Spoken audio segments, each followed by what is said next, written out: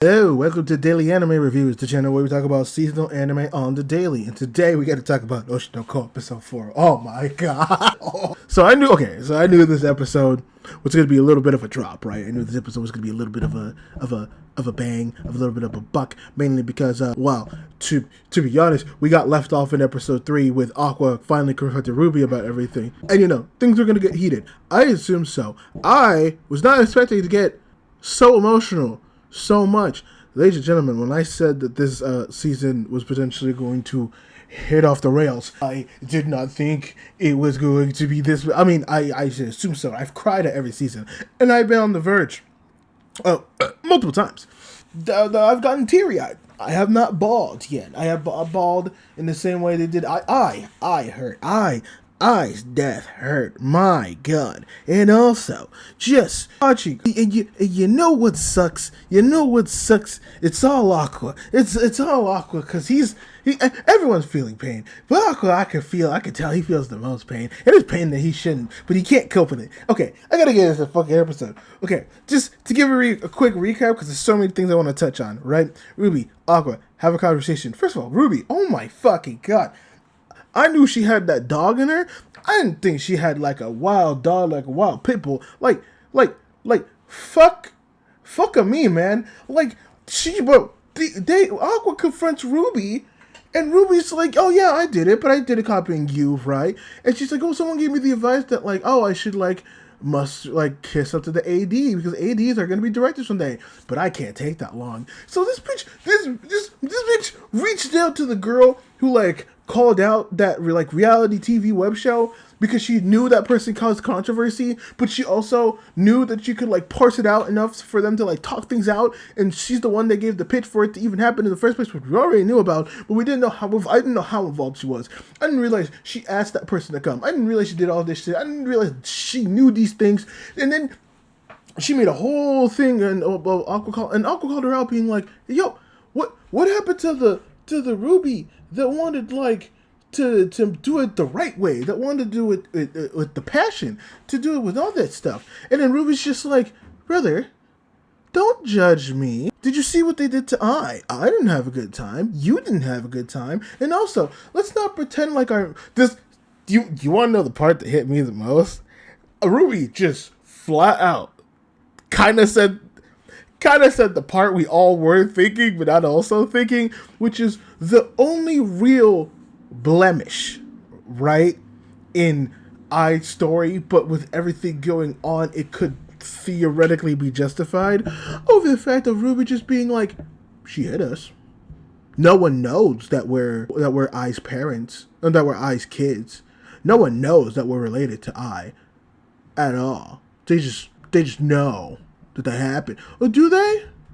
I think people potentially. No, I don't remember if people know. I know there's some people that know, but I don't know if the public themselves know. It's complicated, so complicated. But she just kind of say the quiet part out loud. Like, yeah, I did keep the kids hidden for a really fucking long time. And so it just plays into all this shit, and we do another 6-month skip where Ruby's using all of her manipulation tactics to get on TV, become a bigger star, become the bigger idol. She's becoming super big and super famous. She won an award for some shit, and it feels bad because she is slowly getting bigger than the group B Komichi, to the point where I feel like she's forgetting why she wanted to do this in the first place, where she is now having a different goal, and it's no longer B Komichi. It's her vendetta to try to find the person who murdered I, and on the person who murdered the doctor. Where it's just because remember, season 2, they made a connection oh yeah, the doctor died and they hit the death. Isn't that kind of weird that that person, the only person who knew about I's kids, is the one that died, and she's just Ruby being oh my god, they're the same fucking person. Which, to be fair, we don't know. This is a random assumption. A good assumption, if I may add, because that doctor, who is now Aqua, was the only person who knew about I's kids. And then there's I, who, knows about her kids. So there is a little bit of a connection, albeit very loose, but with not much to go off of. It feels kind of strong. So, like, you know, she's not just doing it for Ai, she's also doing it for the doctor, which Ruby doesn't want to tell Aqua about because they're both technically reincarnated for the same person. And I and Ruby don't know, not I and Ruby, Aqua and Ruby don't really know that. So they're operating on technically similar information, but they don't know that it's similar information for the both of them. So they're kind of parsing it out from each other, which I feel like will come to inevitability at some point. I don't know when the fuck that's going to happen. I have no idea how that's going to even be addressed within the first place, of being like addressing to your other sibling over the fact that, you know, you were also a reincarnation, which might go over well due to the fact that, like, they're the same, so maybe there might be some connection, and maybe they might help each other out. I don't know. I'm not 100% sure, but, you know, there's a lot. So, listen, you can tell, I sort of go look back at any other of the episodes. I think the only episodes that I have this much excitement for is Shibuya and Jujutsu Kaisen. You can kind of tell what animes I'm, like, really into right now. The other ones, I'm like, yeah, it's cool, it's whatever, it's fine, right? It's cool, it's fine. And then, anytime I talk about those three, Oshinoko, Shibuya, Jujutsu Kaisen, and always like, my god, it's so fucking great, it's so fucking motherfucker, like, holy shit. But yeah, Kana and Mem are now just kind of left behind. Not necessarily, like, Ruby's still in the group at this point, and so it feels bad. And I have a feeling, given that we have somewhat hold on, I get ahead of myself, and let's go through the episodes before I start really diving into my thoughts. But anyway, either way, so Kana, Mem, they want to record a video. They can't because Ruby's going to come late. So they're just like, we have to wait because we'll get nasty comments if Ruby's not in them. That's social media, and that's really fucked. But then Miyako, who's now running Strawberry Productions, is now getting big. Can't handle Ruby stuff. And so Aqua has a feeling, I wonder how Ruby's getting all of this stuff. So he goes to Ichigo, who left Strawberry Productions after Ai's death, leaving Miyako to do everything. Here's the thing, though. Bad idea. Why? Because they have a conversation, Aqua, Ichigo, talking about how you should come back, you should help her, there's nothing there. And then Ichigo's like, well, I got unfinished business, bro, like, Ai's murderer is still out there. And Aqua, thinking he could give the same beautiful relief to Ichigo, and being able to be like, listen, bro, that's why I wanted to get in show business in the first place. That's why I did all the things that I wanted to do. And I did my own research. And dude, I wanted to let you know, to free you from your burden. That same dad, it's not that dad, man. It's a different, the dad, he's gone. We can finally be free from our shackles. We can finally not be able to just go. We can finally do the things that we want to. We can finally be passionate about our things. We can move on from the trauma of I, now that we know that there's absolutely nothing that we can do and that person is no longer in this world. Except Ichigo thought of it. And to be fair, again, I said this back in season 2, I don't blame Aqua for not thinking about it, because he was so tunnel vision on I that it was low-key ruining his life, and part of him did want to move on. He wanted any reason to just say, I'm done, I want to move on, I want to think that there is nothing. And I kind of hate Ichigo after this, because oh my fucking god, he should have been aware of that, and he should have known. He's one of the people that knew what Aqua's intentions were, so I don't know why he would do this, but Ichigo tells him the obvious, which, to be fair, I didn't even think of that because I'm fucking stupid, but Aqua was smart, but obviously he wanted a way out. He wanted something to pass on and move from him. It was Jesus. So, like, he tells Aqua the thing that I knew was going to make him spiral, which is, he's like, Aqua, did you not even consider that it might not be, like, same dad, different mom? Like, same dad, different mom, but it could be, like, not, like, there could have been some cheating happening, perhaps, because of how all of that aligns. There could be another man somewhere that could potentially do that, given the fact that he was, like with I don't even know if you fully know the facts of the case, but yeah, with some timeline, I was like, that doesn't line up with, like, what happened. You guys weren't even living in that place when he passed away. Why would a dead man send an assassin to your address. That makes no sense. And then bringing up all this other stuff. He's like, dude, I'm surprised you didn't catch this. Because he didn't want to, really. I don't think he did. And bro, I almost cried so many times. This was the first one because Aqua started tweaking. He was just like, bro, why would you say this? And this man goes on a full-blown, one of the worst panic attacks I've ever seen throughout the series, dude. He sucks. And he's just like, and you know what hit me? Oh, it's making me emotional just thinking about it. No, genuinely making me emotional just thinking about it. The thing that hit me was when he was looking down at his hands. And he was like, wait, there is one crucial, there's one crucial thing that you forgot. And Ichigo's goes like, wait, what is that? And he just responds with, I don't know, but it's something, bro. He just wants peace. He just wants peace. I'm on the verge of crying. He just wants peace. It hurt. Dude, it hurts seeing Aqua going through this. And then on top of that, he starts having a full-blown panic attack on a bench. Kind of ended up catching him, trying to go to help him. And you see his adult former self and his kid past self haunting him, being like, you're not done yet, Aqua. You're not done yet. We can't rest because you could have done something about it and you didn't. Even though you were a child and you couldn't have done anything about it. So you gotta finish it. You gotta make them punish. You can't rest. You don't deserve rest because I didn't get the rest. She didn't get what she wanted, so you can't get what you wanted. You selfish bitch. And it makes it even worse because now he feels selfish for even trying to have a good, like, oh my god, I'm about to cry. My fucking god, I can't handle it, dude. I can't handle it.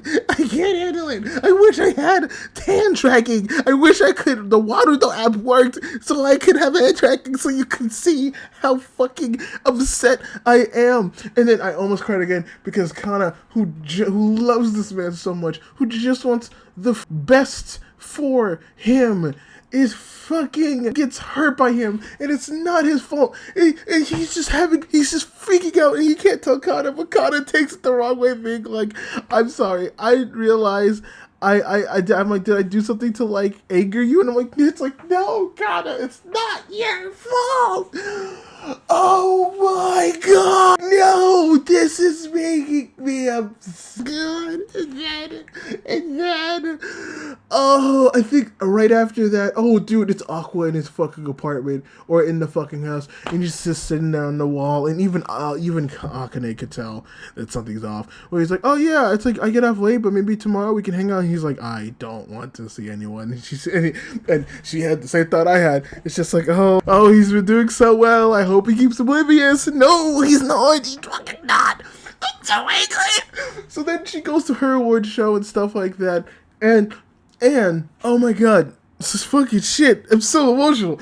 And so she gets her award, she does all that stuff, and like, you know, she notices a white bouquet of like, oh, who's that? It's like, oh, someone who used to work at Lala the like acting agency, which sent flowers all the time.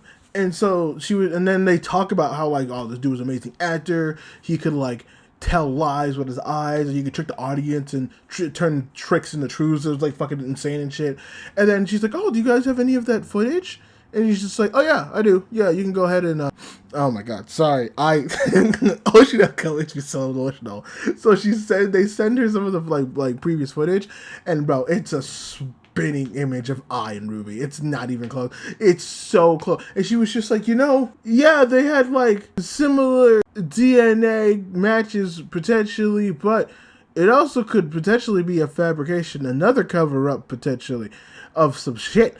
So like that, their sibling could also not be their sibling, because if they are, because here's the crazy thing too. If they are related, right? That means that there is a potential that dude's father is not actually his father, and maybe there might have been some actual cover-up that fucking happened, which also means that dude is probably his father, and he was getting around a fucking lot. So that kind of crazy, weird, insane, fucking nuts.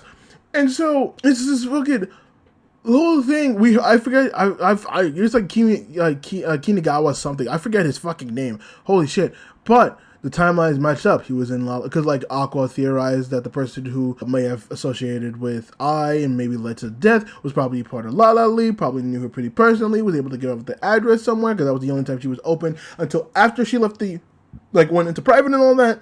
And so it matches up too well. Oh my god, it matches up too well. And now Akane is like potentially getting that eye spark in her eyes of this, like, obviously not quite the siblings, but the imitation form, which is honestly still pretty good given the fact of how far she's come and actually got an award and shit like that.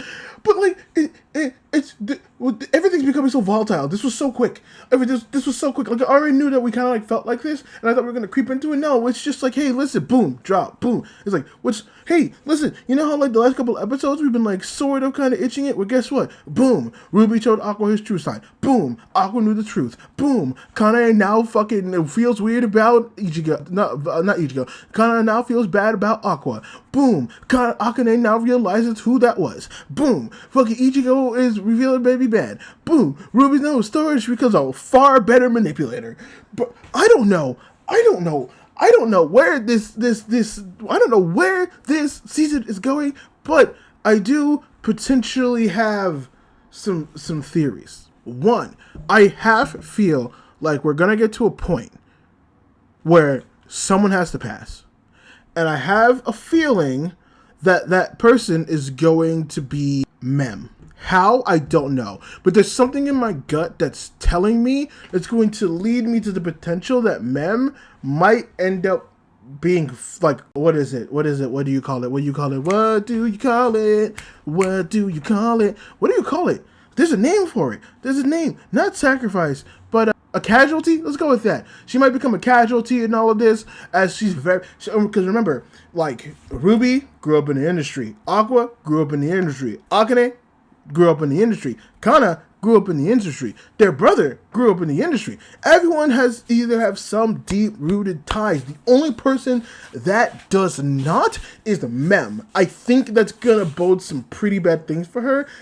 Part of me thinks it's going to lead to something really bad. Like, she might become a casualty in a murder. I have a deeper seeking, not sure if I want to trust it, but also another seeking feeling that she might take her own life. I don't know why I have that feeling. It's just in my gut. That's like, it's a weird, sickening feeling, because like just seeing her being like, not outcasted purposefully, obviously, but being this like this fish out of water who like doesn't understand. She like doesn't have the same level of trauma. She doesn't have the same level of like pain and angst that all the others do. But also she doesn't have those ties as well. So she's seeing everyone kind of blow up. And while Kana is still on same level as Mem, at least Kana has had somewhat of a career and can still have a career after Bikomichi if it ever dissolves. But Mem kind of doesn't. She does have her channel, but that's not really much. And the only dream that she would have is now gone, and I could see potentially that being like really, really, really, really bad. Also, the second thing that I think is going to be a factor, and this might be even more controversial, I have another feeling. I don't think that person... I do think Kimigawa, whatever his name is, it might be Kimigawa, I'm not 100% sure. But the blonde dude who was part of La La Lee, who is the highest potential to be the one that was the father to... They look so similar. There's no fucking chance, right? They got the same eye structure, same all that. It has to be. I don't think he actually did it. I think there might be a thing of jealousy or something like that, like... something playing into it that might be really bad. Like, I think that my guess of what the truth is I don't think I had to leave or switch or do all that stuff because she actually did happen. I feel like this threat thing was always going to be a kind of an occurrence, which is why they had to have the birth out in the sticks, which is why she eventually had to move, which is why all of this happened. That's my gut feeling that happened. That is my legitimate gut feeling, is that I don't think Kimigawa was I really hope his name, I'm trying to remember, but I don't think he was the actual person who did anything. But I think with the introduction of him, he's going to make Ruby, specifically Ruby, so much worse. So much worse and so much better of a manipulator. It's going to be actually terrifying. But with that being said, let me know if you like the episode. Let me know if you don't like the episode. You know what to do. Comment the thing, like, subscribe, all that. I don't have the energy to do my spiel today. I'm all tapped out. So enjoy that. Please. Fuck.